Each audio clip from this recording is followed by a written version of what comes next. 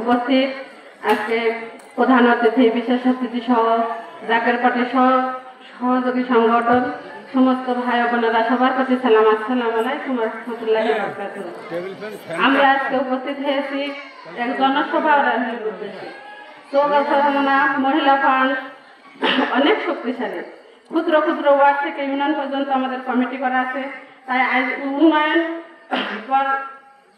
করণীয় এতই প্রয়োজন যে আমাদের প্রত্যেকটা ওয়ার্ডে যে বোনেরা আছে সবাইকে একসাথে ঐক্যবদ্ধ হয়ে কাজ করতে হবে আর গোলাপের সুবাস সবাইকে পৌঁছায় দিতে হবে।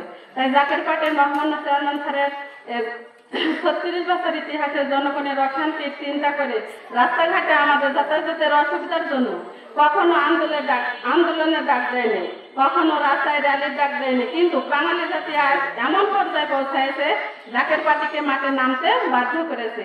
তাই সকলে রাজনীতি মানুষের কল্যাণ আনে, তবে কেবল ক্ষমতার লড়াই হবে, গণমানুষের অধিকার প্রতিষ্ঠা, মানবতার প্রতিষ্ঠা রাজনীতির মূল ভিত্তি নয়।